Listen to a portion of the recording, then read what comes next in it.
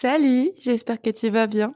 Je m'appelle Laurine, je suis professeure de yoga depuis 4 ans maintenant et je me spécialise petit à petit dans la santé de la femme, c'est-à-dire autour de la périnatalité, le périnée, etc.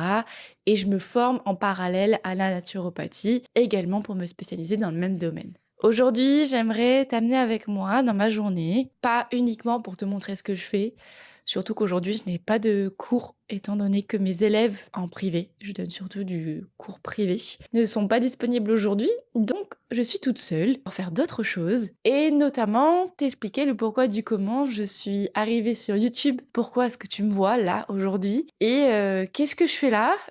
Surtout que j'étais destinée de base à devenir sage-femme. C'était mon plus grand rêve d'ailleurs. Finalement, j'ai arrêté. J'aimerais t'expliquer pourquoi j'en suis arrivée là. Je pense que c'est assez intéressant pour que tu apprennes à me connaître. Bon, là, je vais aller courir. Il fait pas très beau.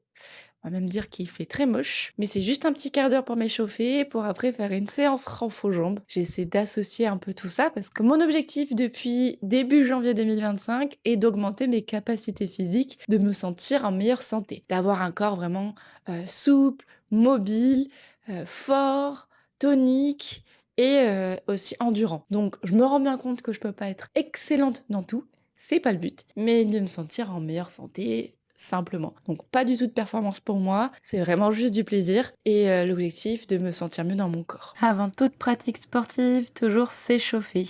Les articulations ont besoin d'être lubrifiées. J'insiste pas mal sur les chevilles, les genoux, les hanches. Je viens préchauffer également mes muscles avec des exercices de proprioception, d'équilibre. Là, travail des mollets, parce que j'ai des mollets qui sont quand même assez faibles. Les cuisses, et j'aime beaucoup utiliser le hamac pour ça. Et enfin, j'insiste surtout sur le moyen fessier. J'ai le moyen fessier qui est un petit peu flemmard, et du coup, ça me crée des déséquilibres dans le bassin et des douleurs dans le genou. Bref, on s'habille bien parce qu'il fait pas beau du tout, il pleut. J'adore courir sous la pluie, mais pour ça, il faut être bien couverte. C'est parti!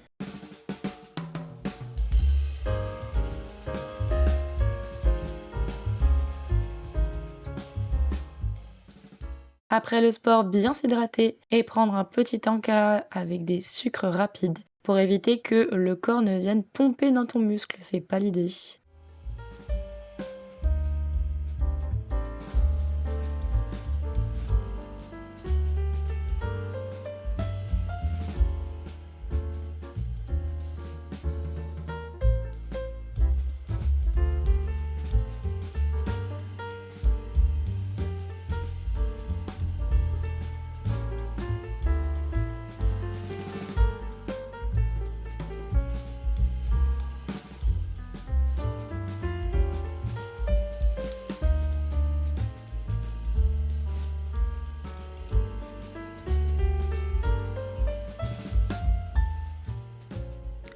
Quand j'étais petite, déjà, j'étais fascinée par tout ce qui touchait à la grossesse, le bébé, la naissance, etc. C'était vraiment, pour moi, une passion. Que ce soit les documentaires animaliers dans lesquels il y avait un bébé qui naissait, que ce soit les livres, les poupées avec le ventre qui s'enlevait, là. Ma Barbie préférée, c'était celle-là, là, celle qui avait le ventre aimanté. Les jeux symboliques dans lesquels j'étais toujours enceinte, où il était question de naissance, de bébé, tout ça. Déjà, toute petite, c'était un monde qui me fascinait, qui m'obnubilait totalement. Et j'ai grandi comme ça, avec cette passion, cette envie d'en savoir plus.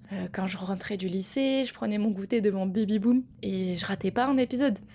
Pour moi, c'était... waouh, c'était magique en fait. Du coup, en regardant Baby Boom, forcément, je voyais toutes ces sages-femmes qui passionnées par leur métier et j'avais envie de faire pareil. Et c'était pour moi une évidence d'aller vers ça. Au final, au lycée, j'ai eu une période un peu compliquée où j'avais pas du tout confiance en moi. Et les professeurs, ils étaient persuadés que médecine, c'était pas fait pour moi. Il fallait que j'aille faire un bac L. Bon, je me suis battue jusqu'au bout. J'ai fait un bac scientifique, je l'ai eu, sans mention, mais je l'ai eu. Et évidemment, je me sentais pas de me lancer dans le concours de médecine pour entrer en école de sage-femme. Donc je me suis orientée vers une autre voie, aussi me permettre de travailler avec les bébés et les femmes enceintes. Je suis allée vers ostéopathie, 1 an d'école. J'ai adoré apprendre l'anatomie et tout. Aujourd'hui, c'est encore un domaine qui me plaît énormément. Mais je pouvais plus toucher les gens. Enfin, vraiment, il y avait un truc où je crois que j'étais tellement sensible au toucher et tout que je ne pouvais plus. C'était juste insupportable. Et puis j'avais au fond de moi aussi ce petit regret de ne pas avoir tenté le concours de médecine pour entrer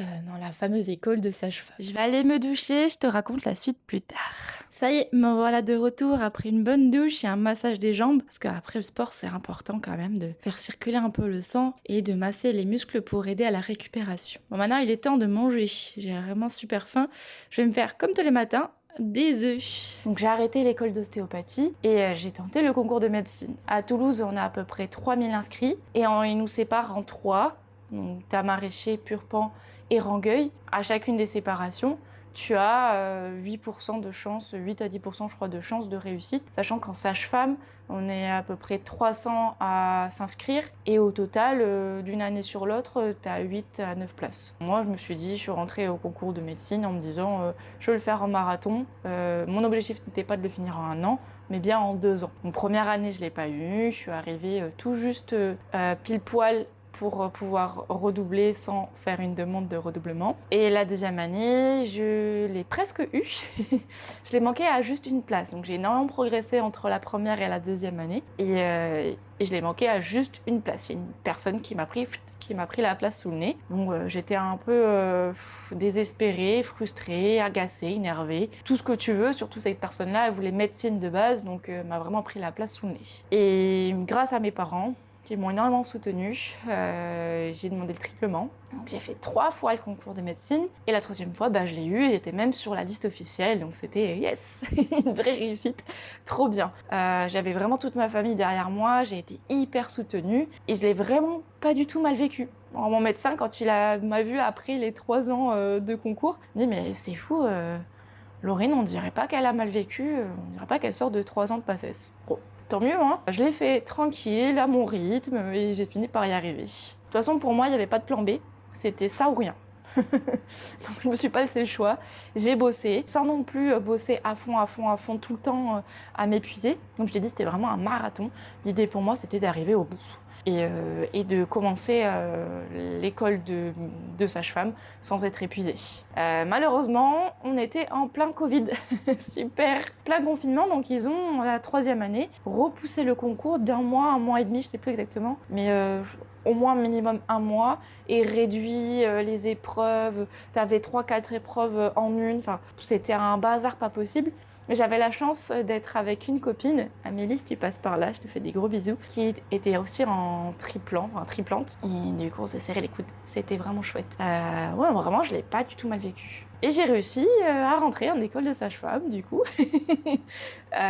Trop bien. J'étais trop fière. Normalement, il y a un stage qui est à faire à la fin de l'année de PACES, donc en fin août, pour pouvoir rentrer tranquillement dans la filière que l'on a choisie. Mais là, on n'a pas pu le faire parce qu'il y avait Covid, confinement, etc. Je suis rentrée directement en septembre de l'année suivante en école de sage-femme.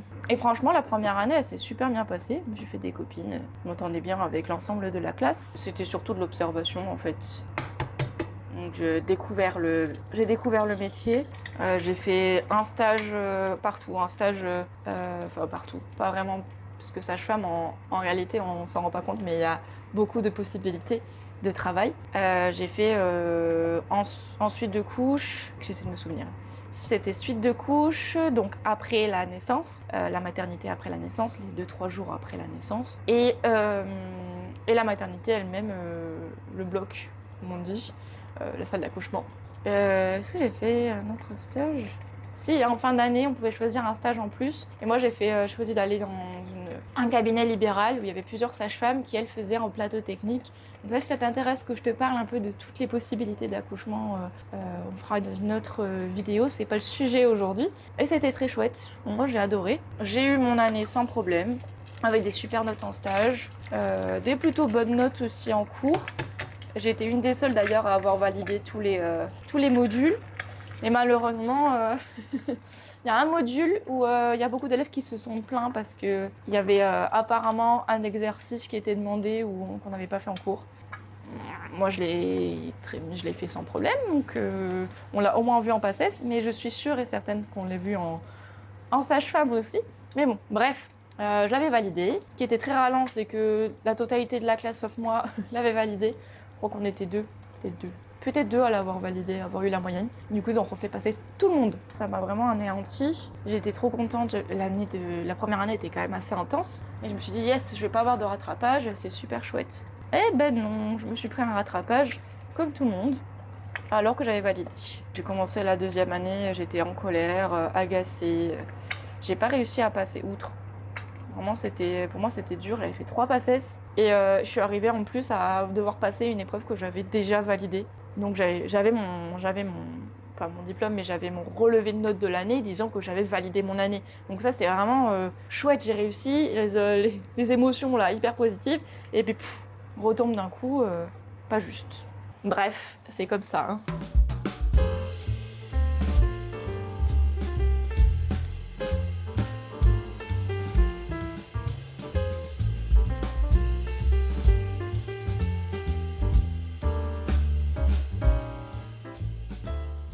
Je suis contente, j'ai super bien travaillé ce matin. Donc là, maintenant, il est temps de venir manger.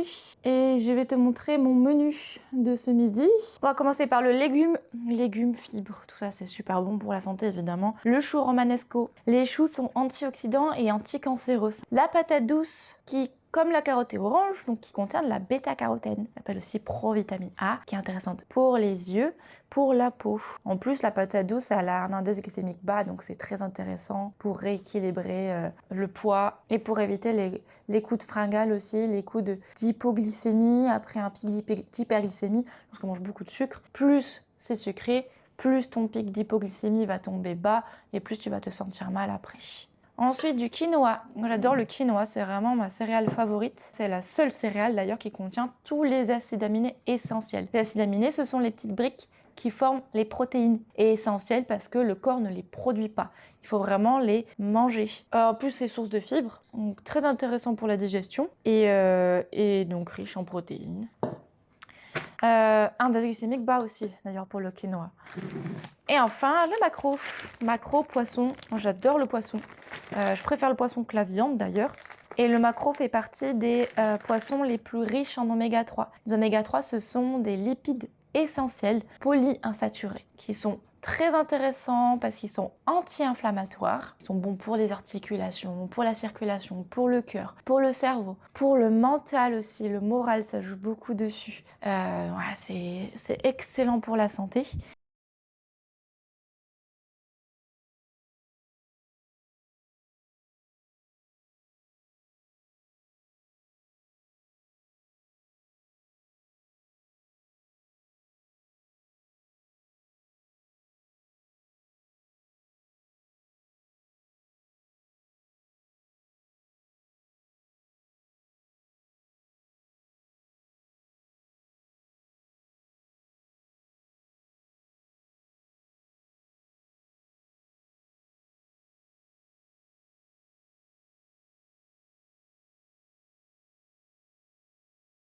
Dans l'idéal, les aliments, vaudrait mieux les faire cuire au maximum, grand max, à 100 degrés. Sinon, tout ce qu'il y a dedans est complètement détruit. Bon, après, on n'est pas parfait, hein. Moi, j'ai pas non plus le temps d'attendre que ça cuise pendant 1000 ans.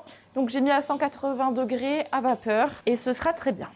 Chacun fait ce qu'il peut, on n'est pas parfait.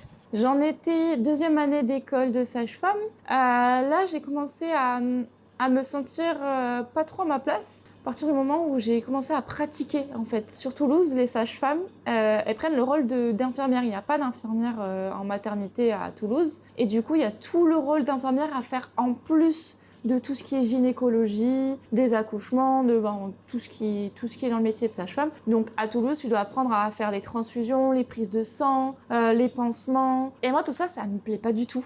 Vraiment, pour moi, c'était un effort, mais très difficile, voire surhumain. Et ça me stressait, c'était pas un plaisir. Et également pour la gynécologie, parce qu'on me disait beaucoup, oui, t'as arrêté sage-femme, à l'hôpital, on peut comprendre. Mais en même temps, en libéral, c'est tout à fait autre chose. Certes, mais en libéral, je pense que tu le sais maintenant, tu peux aller voir une sage-femme pour ton suivi gynécologique. Et donc, en plus du suivi de la grossesse, du postpartum, bien qu'il soit très peu encore aujourd'hui, c'est un autre sujet. Donc même en libéral, il y avait toute une grosse partie du métier qui ne me convenait pas. En dehors de ça, bah forcément, grosse contrainte dans le métier de sage-femme, c'est que t'as pas le temps. T'as pas le temps de suivre tes patientes, t'as pas le temps à leur accorder autant qu'elles auraient besoin. Et moi, ça a été une grosse frustration. Déjà en tant qu'étudiante, bien que j'aimais beaucoup être aux côtés des patientes et de les soutenir autant que possible, moi, il y a un gros manque de ce côté-là, et je dis pas que c'est la faute des sages-femmes, c'est vraiment le système de santé qui ne leur permet pas, parce qu'elles ont beaucoup trop de patientes, il n'y a pas assez de sages-femmes. Du coup,